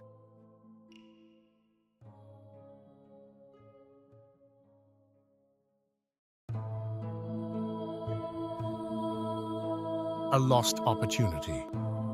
A short story by Leo Tolstoy. Then came Peter to him and said, Lord, how oft shall my brother sin against me, and I forgive him? Till 7 times? So likewise shall my heavenly Father do also unto you, if ye from your hearts forgive not everyone his brother their trespasses. St. Matthew. In a certain village there lived a peasant by the name of Ivan Sherbakov. He was prosperous, strong, and vigorous, and was considered the hardest worker in the whole village. He had 3 sons who supported themselves by their own labor. The eldest was married, the second about to be married, and the youngest took care of the horses and occasionally attended to the plowing.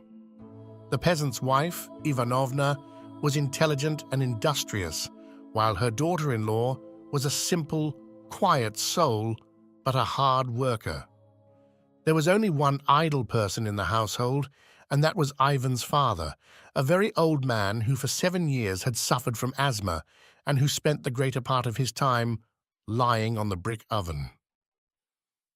Ivan had plenty of everything: 3 horses with 1 colt, a cow with calf, and 15 sheep. The women made the men's clothes, and in addition to performing all the necessary household labor, also worked in the field, while the men's industry was confined altogether to the farm. What was left of the previous year's supply of provisions was ample for their needs, and they sold a quantity of oats sufficient to pay their taxes and other expenses. Thus, life went smoothly for Ivan. The peasant's next-door neighbor was a son of Gordy Ivanov, called Gavril the Lame. It once happened that Ivan had a quarrel with him, but while old man Gordy was yet alive, and Ivan's father was the head of the household, the 2 peasants lived as good neighbors should. If the women of one house required the use of a sieve or pail, they borrowed it from the inmates of the other house. The same condition of affairs existed between the men. They lived more like one family, the one dividing his possessions with the other, and perfect harmony reigned between the 2 families. If a stray calf or cow invaded the garden of one of the farmers, the other willingly drove it away, saying, "Be careful, neighbor, that your stock does not again stray into my garden. We should put a fence up." In the same way, they had no secrets from each other. The doors of their houses and barns had neither bolts nor locks, so sure were they of each other's honesty. Not a shadow of suspicion darkened their daily intercourse. Thus lived the old people. In time, the younger members of the 2 households started farming. It soon became apparent that they would not get along as peacefully as the old people had done, for they began quarreling without the slightest provocation. A hen belonging to Ivan's daughter-in-law commenced laying eggs, which the young woman collected each morning, intending to keep them for the Easter holidays.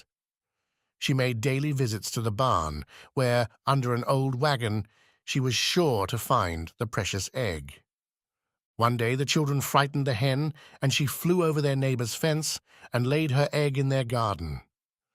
Ivan's daughter-in-law heard the hen cackling, but said, "I am very busy just at present, for this is the eve of a holy day, and I must clean and arrange this room. I will go for the egg later on." When evening came, and she had finished her task, she went to the barn, and as usual looked under the old wagon, expecting to find an egg. But alas, no egg was visible in the accustomed place. Greatly disappointed, she returned to the house and inquired of her mother-in-law and the other members of the family if they had taken it. No, they said, we know nothing of it. Taraska, the youngest brother-in-law, coming in soon after, she also inquired of him if he knew anything about the missing egg. Yes, he replied, your pretty crested hen laid her egg in our neighbor's garden, and after she had finished cackling, she flew back again over the fence. The young woman, greatly surprised on hearing this, turned and looked long and seriously at the hen, which was sitting with closed eyes beside the rooster in the chimney corner. She asked the hen where it laid the egg. At the sound of her voice, it simply opened and closed its eyes, but could make no answer. Ah! She then went to the neighbor's house, where she was met by an old woman who said, what do you want, young woman? Ivan's daughter-in-law replied, you see, Babushka, grandmother, my hen flew into your yard this morning. Did she not lay an egg there? We did not see any, the old woman replied. We have our own hens. God be praised, and they have been laying for this long time. We hunt only for the eggs our own hens lay, and have no use for the eggs other people's hens lay. Another thing I want to tell you, young woman, we do not go into other people's yards to look for eggs. Now this speech greatly angered the young woman, and she replied in the same spirit in which she had been spoken to, only using much stronger language and speaking at greater length. The neighbor replied in the same angry manner, and finally the women began to abuse each other and call vile names. It happened that old Ivan's wife, on her way to the well for water, heard the dispute and joined the others, taking her daughter-in-law's part. Gavril's housekeeper, hearing the noise, could not resist the temptation to join the rest and to make her voice heard. As soon as she appeared on the scene, she too began to abuse her neighbor, reminding her of many disagreeable things which had happened, and many which had not happened, between them. She became so infuriated during her denunciations that she lost all control of herself and ran around like some mad creature.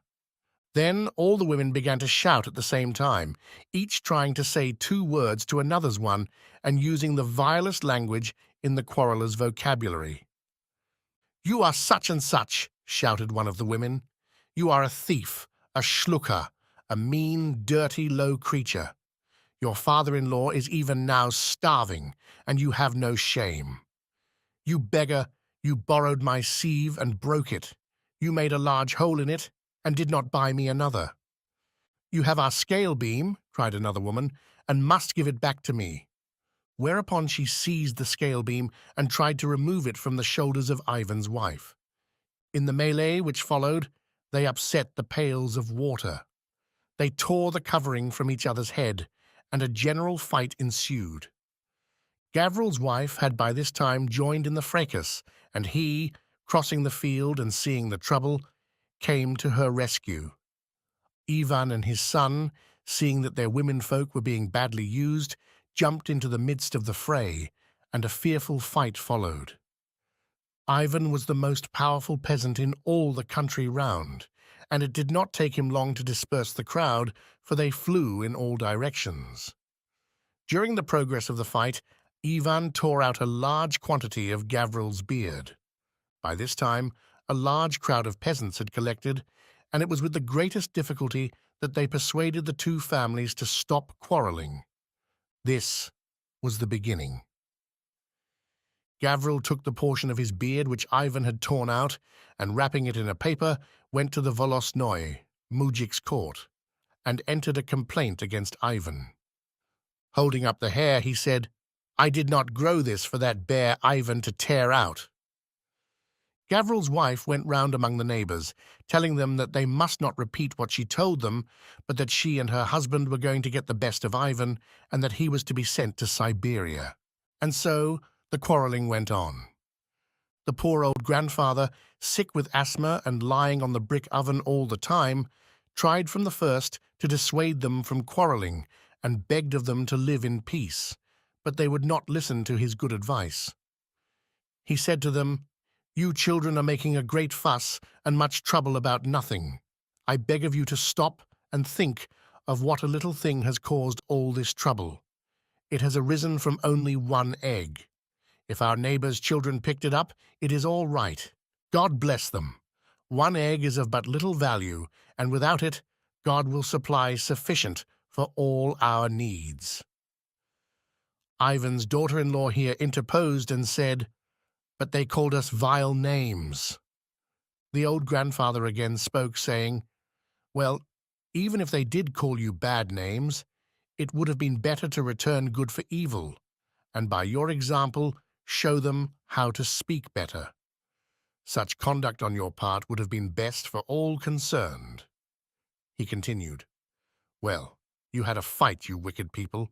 Such things sometimes happen, but it would be better if you went afterward and asked forgiveness and buried your grievances out of sight. Scatter them to the four winds of heaven, for if you do not do so, it will be the worse for you in the end." The younger members of the family, still obstinate, refused to profit by the old man's advice, and declared he was not right, and that he only liked to grumble in his old-fashioned way. Ivan refused to go to his neighbor as the grandfather wished, saying, "I did not tear out Gavril's beard. He did it himself, and his son tore my shirt and trousers into shreds." Ivan entered suit against Gavril. He first went to the village justice, and not getting satisfaction from him, he carried his case to the village court. While the neighbors were wrangling over the affair, each suing the other, it happened that a perch bolt from Gavril's wagon was lost, and the women of Gavril's household accused Ivan's son of stealing it. They said, "We saw him in the night time pass by our window on his way to where the wagon was standing. And my kumushka, sponsor," said one of them, "told me that Ivan's son had offered it for sale at the Kabak tavern." This accusation caused them again to go into court for a settlement of their grievances. While the heads of the families were trying to have their troubles settled in court, their home quarrels were constant and frequently resulted in hand-to-hand encounters. Even the little children followed the example of their elders and quarreled incessantly. The women, when they met on the riverbank to do the family washing, instead of attending to their work, passed the time in abusing each other, and not infrequently they came to blows. At first, the male members of the families were content with accusing each other of various crimes, such as stealing and like meannesses. But the trouble in this mild form did not last long. They soon resorted to other measures. They began to appropriate one another's things without asking permission, while various articles disappeared from both houses and could not be found. This was done out of revenge. This example being set by the men, the women and children also followed, and life soon became a burden to all who took part in the strife. Ivan Sherbakov and Gavril the Lame, at last, laid their trouble before the Mir village meeting, in addition to having been in court and calling on the justice of the peace. Both of the latter had grown tired of them and their incessant wrangling. One time Gavril would succeed in having Ivan fined, and if he was not able to pay it, he would be locked up in the cold, dreary prison for days. Then it would be Ivan's turn to get Gavril punished in like manner, and the greater the injury the one could do the other, the more delight he took in it. The success of either in having the other punished only served to increase their rage against each other until they were like mad dogs in their warfare. If anything went wrong with one of them, he immediately accused his adversary of conspiring to ruin him and sought revenge without stopping to inquire into the rights of the case. When the peasants went into court and had each other fined and imprisoned, it did not soften their hearts in the least. They would only taunt one another on such occasions, saying, "Never mind, I will repay you for all this." This state of affairs lasted for 6 years. Ivan's father, the sick old man, constantly repeated his good advice. He would try to arouse their conscience by saying, "What are you doing, my children? Can you not throw off all these troubles, pay more attention to your business, and suppress your anger against your neighbors? There is no use in your continuing to live in this way, for the more enraged you become against each other, the worse it is for you." Again was the wise advice of the old man rejected, and at the beginning of the 7th year of the existence of the feud, it happened that a daughter-in-law of Ivan's was present at a marriage. At the wedding feast, she openly accused Gavril of stealing a horse. Gavril was intoxicated at the time and was in no mood to stand the insult. So in retaliation, he struck the woman a terrific blow, which confined her to her bed for more than a week. The woman being in delicate health, the worst results were feared. Ivan, glad of a fresh opportunity to harass his neighbor, lodged a formal complaint before the district attorney, hoping to rid himself forever of Gavril by having him sent to Siberia. Now, on examining the complaint, the district attorney would not consider it, as by that time the injured woman was walking about, and as well as ever. Thus again, Ivan was disappointed in obtaining his revenge, and, not being satisfied with the district attorney's decision, had the case transferred to the court, where he used all possible means to push his suit. To secure the favor of the Starshina, village mayor, he made him a present of half a gallon of sweet vodka, and to the mayor's pisar, secretary, also he gave presents. By this means, he succeeded in securing a verdict against Gavril. The sentence was that Gavril was to receive 20 lashes on his bare back, and the punishment was to be administered in the yard which surrounded the courthouse. When Ivan heard the sentence read, he looked triumphantly at Gavril to see what effect it would produce on him. Gavril turned very white on hearing that he was to be treated with such indignity, and turning his back on the assembly, left the room without uttering a word. Ivan followed him out, and as he reached his horse, he heard Gavril saying, "Very well, my spine will burn from the lashes, but something will burn with greater fierceness in Ivan's household before long." Ivan, on hearing these words, instantly returned to the court, and going up to the judges said, "O just judges, he threatens to burn my house and all it contains." A messenger was immediately sent in search of Gavril, who was soon found and again brought into the presence of the judges. "Is it true," they asked, "that you said you would burn Ivan's house and all it contained?"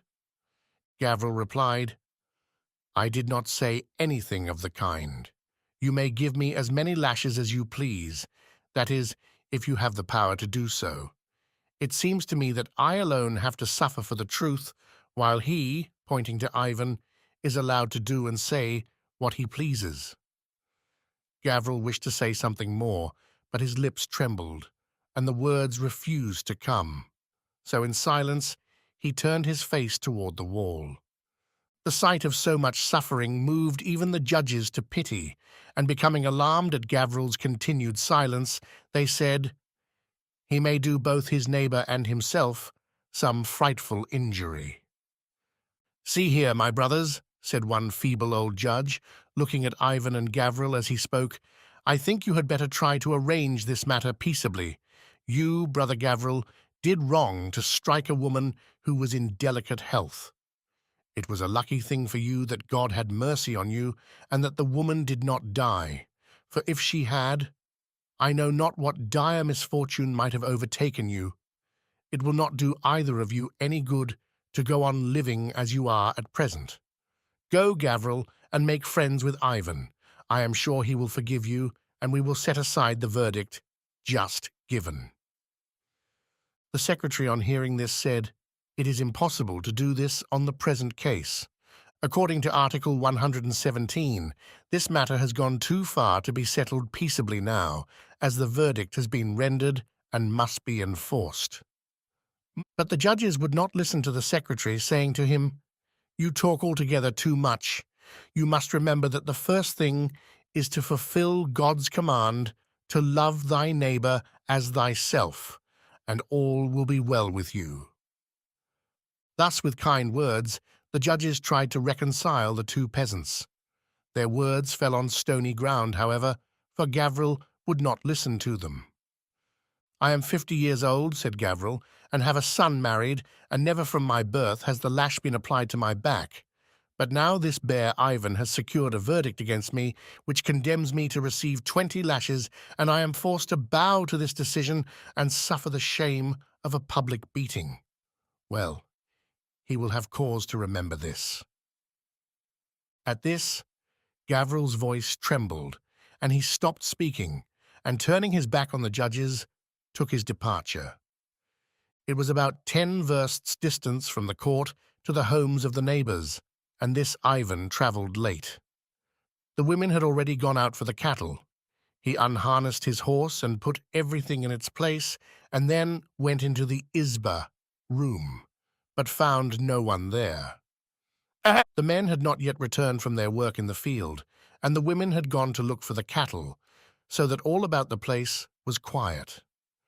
Going into the room, Ivan seated himself on a wooden bench and soon became lost in thought. He remembered how, when Gavril first heard the sentence which had been passed upon him, he grew very pale and turned his face to the wall, all the while remaining silent. Ivan's heart ached when he thought of the disgrace which he had been the means of bringing upon Gavril, and he wondered how he would feel if the same sentence had been passed upon him. His thoughts were interrupted by the coughing of his father, who was lying on the oven.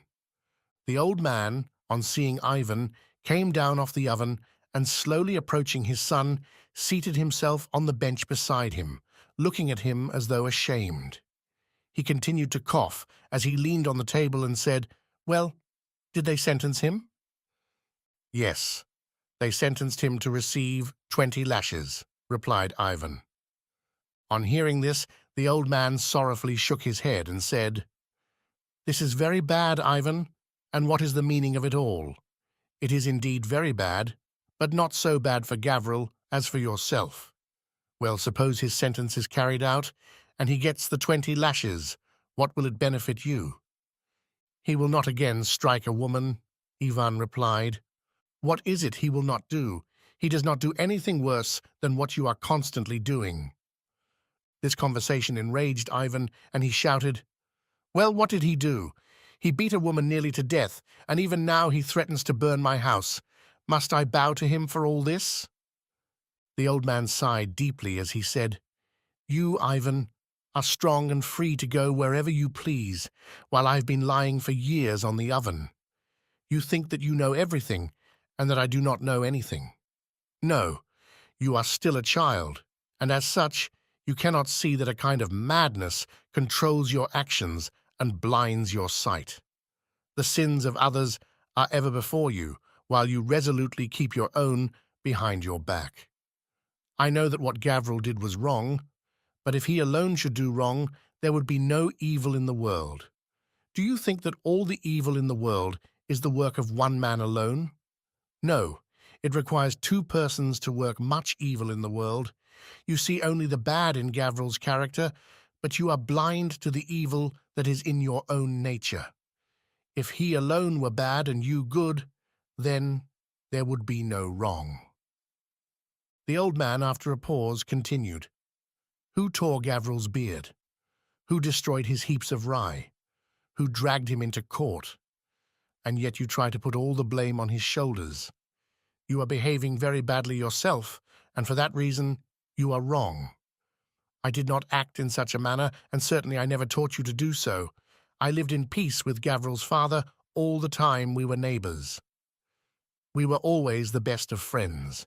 If he was without flour, his wife would come to me and say, 'Dear Frol, grandfather, we need flour.' I would then say, 'My good woman, go to the warehouse and take as much as you want.'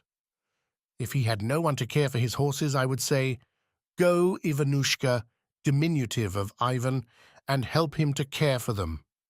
If I required anything, I would go to him and say, 'Grandfather Gordy, I need this or that.'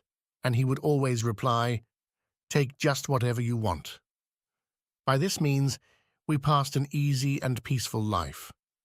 But what is your life compared with it? As the soldiers fought at Plevna, so are you and Gavril fighting all the time, only that your battles are far more disgraceful than that fought at Plevna. The old man went on, "And you call this living? And what a sin it all is! You are a peasant and the head of the house. Therefore the responsibility of the trouble rests with you. What an example you set your wife and children by constantly quarreling with your neighbor. Only a short time since your little boy Taraska was cursing his aunt Arina, and his mother only laughed at it, saying, 'What a bright child he is.' Is that right? You are to blame for all this. You should think of the salvation of your soul.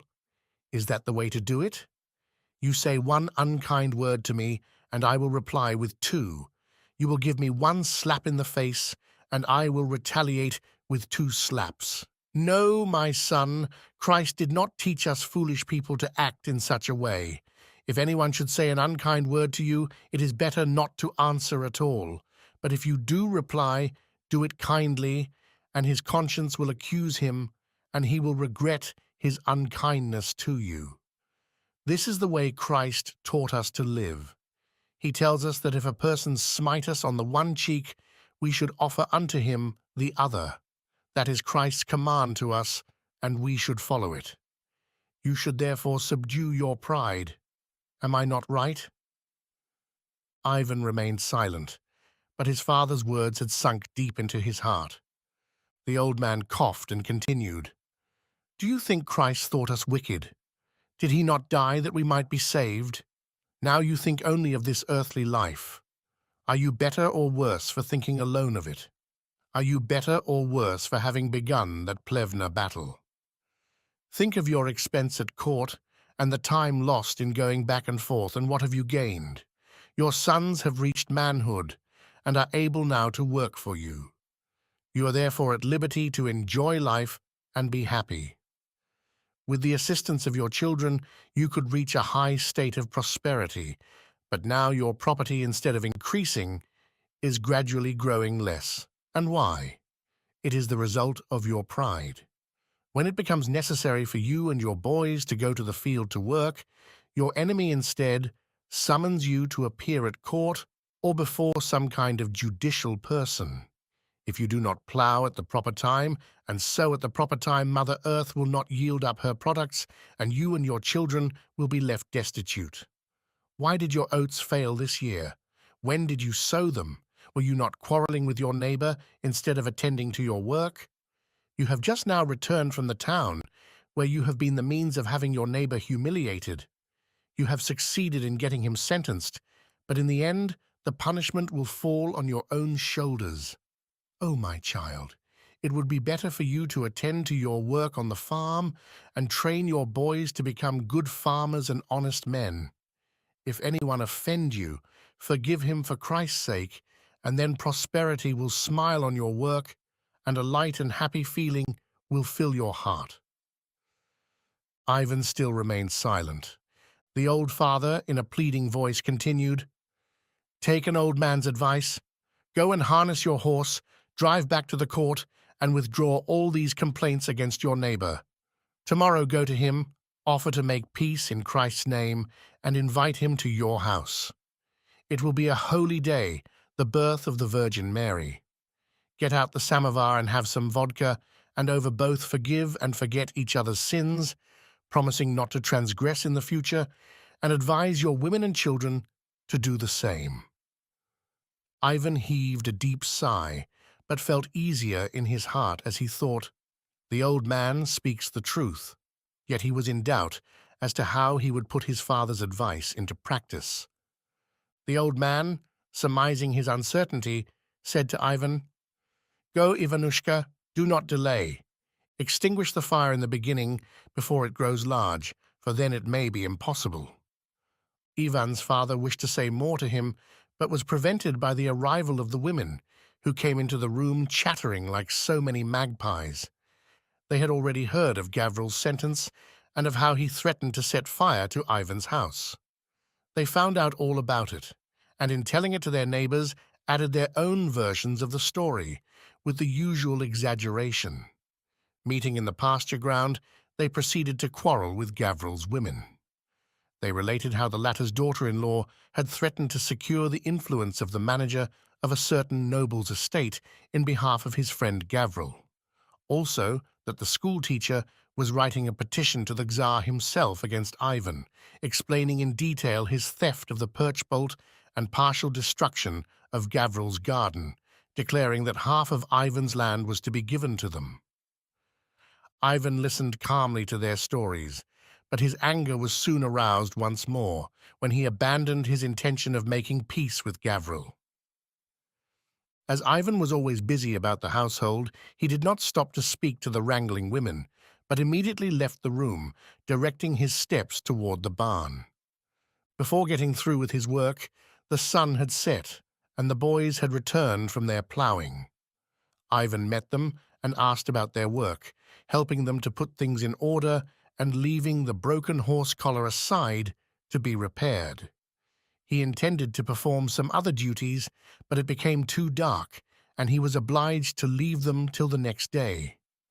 He fed the cattle, however, and opened the gate that Taraska might take his horses to pasture for the night, after which he closed it again and went into the house for his supper.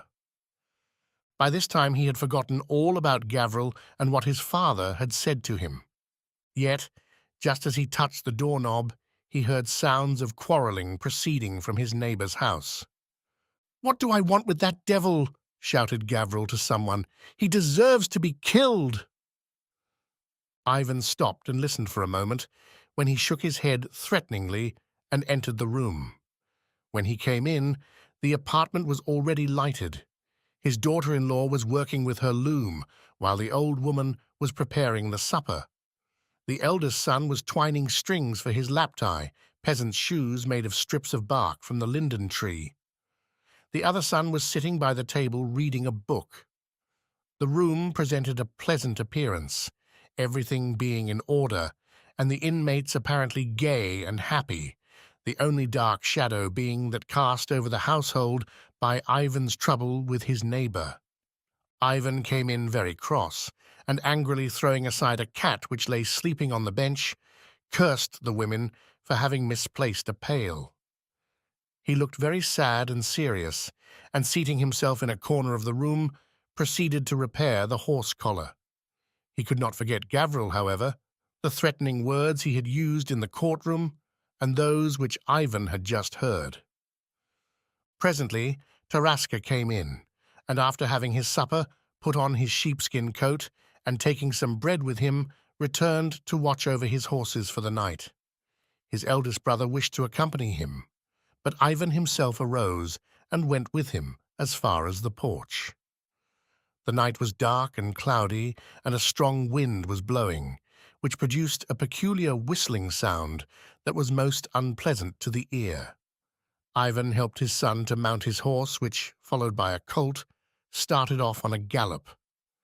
Ivan stood for a few moments looking around him and listening to the clatter of the horses' hooves as Taraska rode down the village street.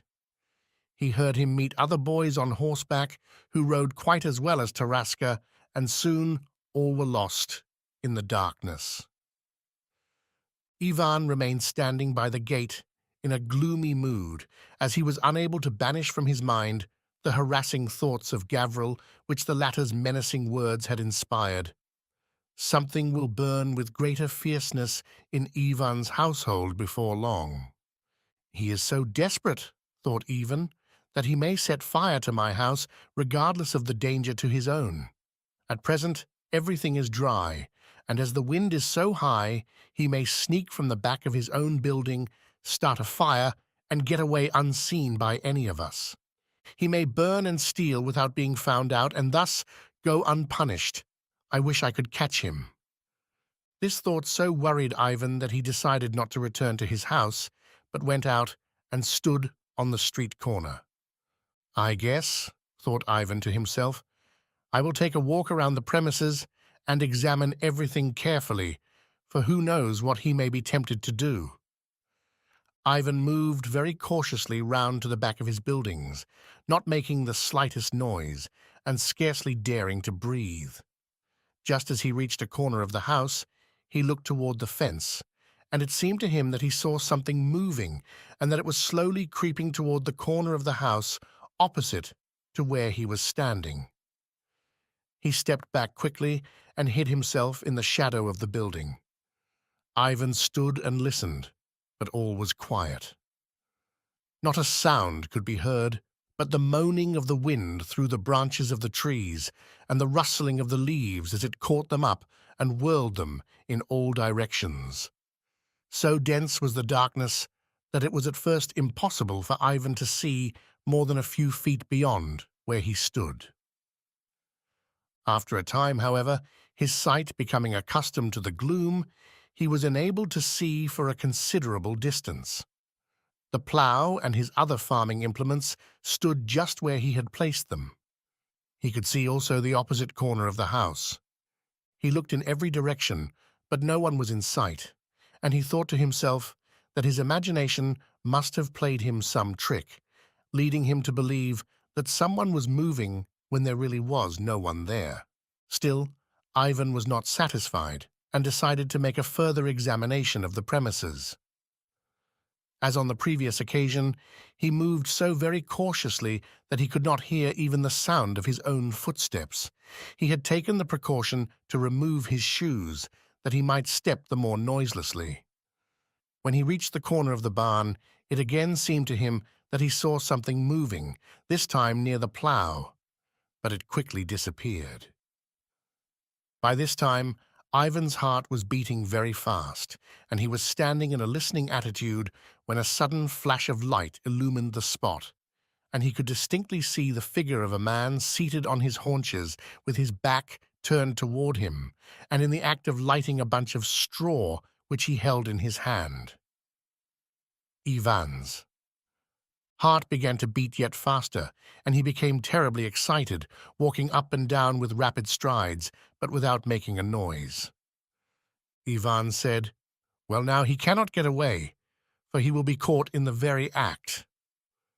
Ivan had taken a few more steps when suddenly a bright light flamed up, but not in the same spot in which he had seen the figure of the man sitting. Gavril had lighted the straw, and running to the barn, held it under the edge of the roof, which began to burn fiercely, and by the light of the fire he could distinctly see his neighbor standing. As an eagle springs at a skylark, so sprang Ivan at Gavril, saying, "I will tear you into pieces. You shall not get away from me this time." But Gavril the Lame, hearing footsteps, wrenched himself free from Ivan's grasp and ran like a hare past the buildings. Ivan, now terribly excited, shouted, "You shall not escape me!" and started in pursuit. But just as he reached him and was about to grasp the collar of his coat, Gavril succeeded in jumping to one side, and Ivan's coat became entangled in something, and he was thrown violently to the ground. Jumping quickly to his feet, he shouted, "Carol, Deji! Watch! Catch!" While Ivan was regaining his feet, Gavril succeeded in reaching his house, but Ivan followed so quickly that he caught up with him before he could enter. Just as he was about to grasp him, he was struck on the head with some hard substance. He had been hit on the temple as with a stone. The blow was struck by Gavril, who had picked up an oaken stave, and with it gave Ivan a terrible blow on the head.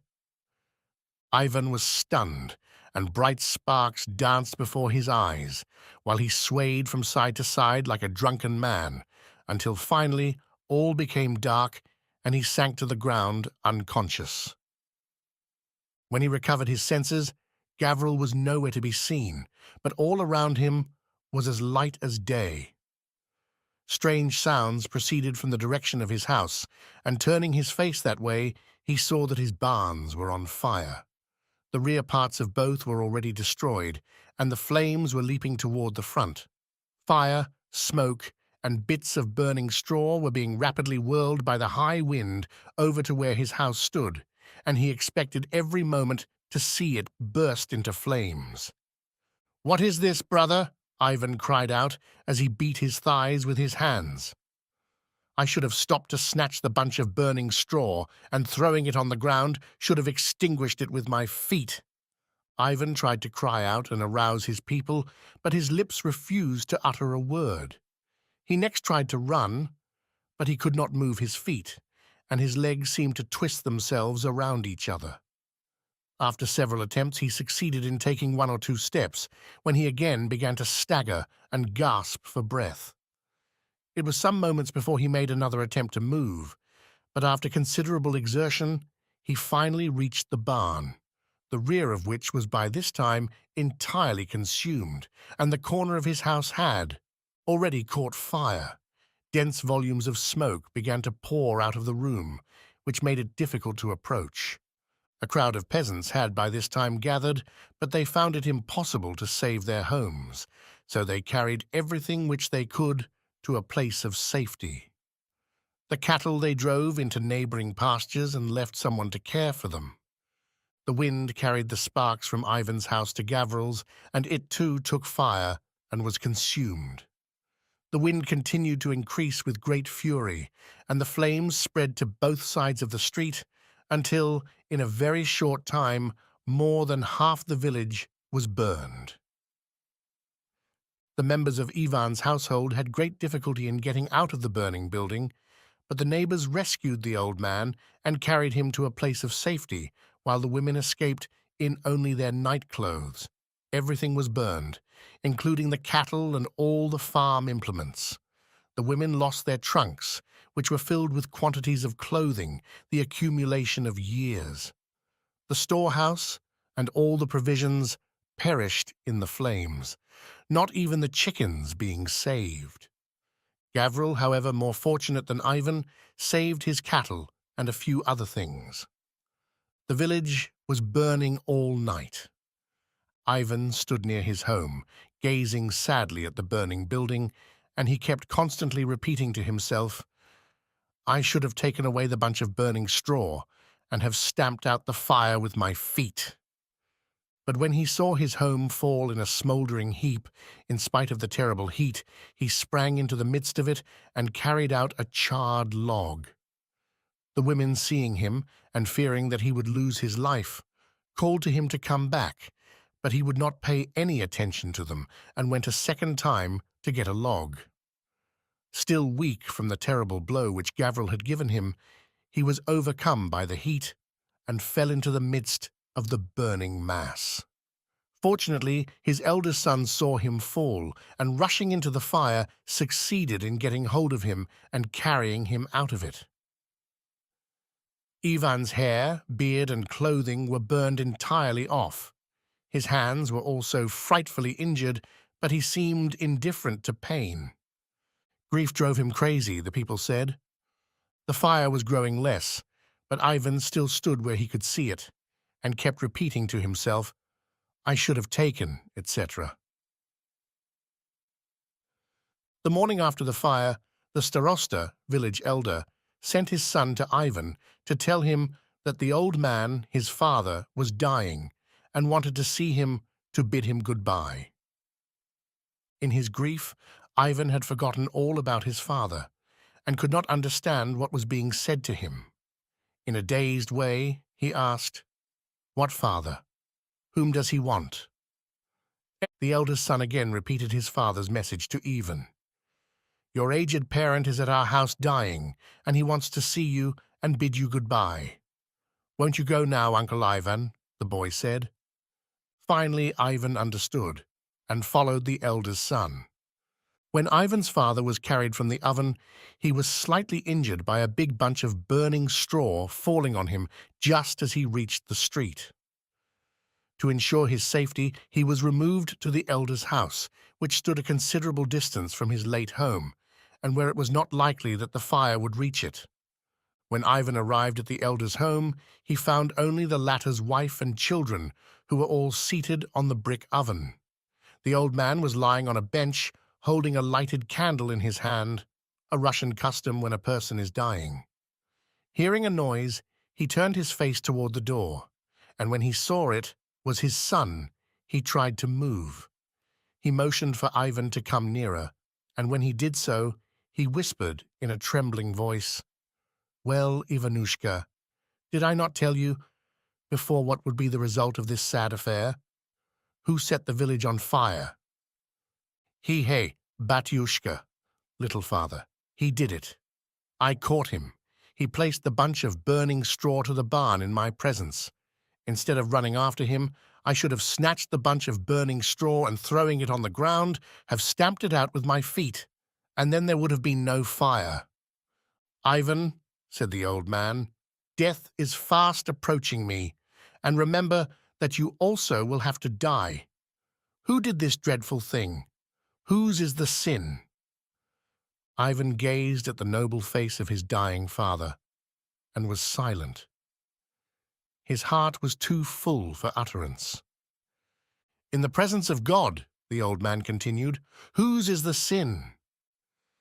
It was only now that the truth began to dawn upon Ivan's mind, and that he realized how foolish he had acted. He sobbed bitterly and fell on his knees before his father, and crying like a child said, "My dear father, forgive me for Christ's sake, for I am guilty before God and before you." The old man transferred the lighted candle from his right hand to the left, and raising the former to his forehead, tried to make the sign of the cross, but owing to weakness was unable to do so. "Glory to thee, O Lord, glory to thee," he exclaimed.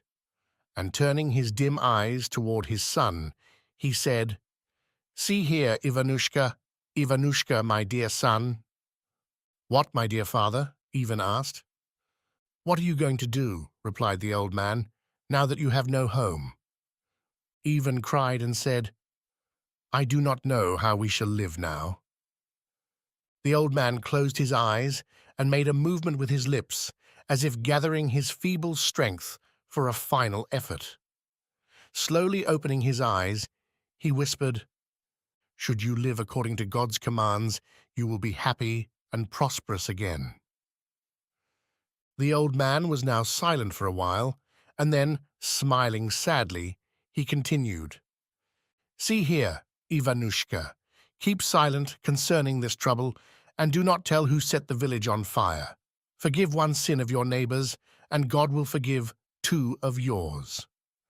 Grasping the candle with both hands, Ivan's father heaved a deep sigh, and stretching himself out on his back, yielded up the ghost.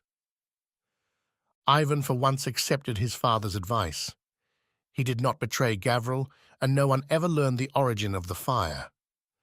Ivan's heart became more kindly disposed toward his old enemy, feeling that much of the fault in connection with this sad affair rested with himself.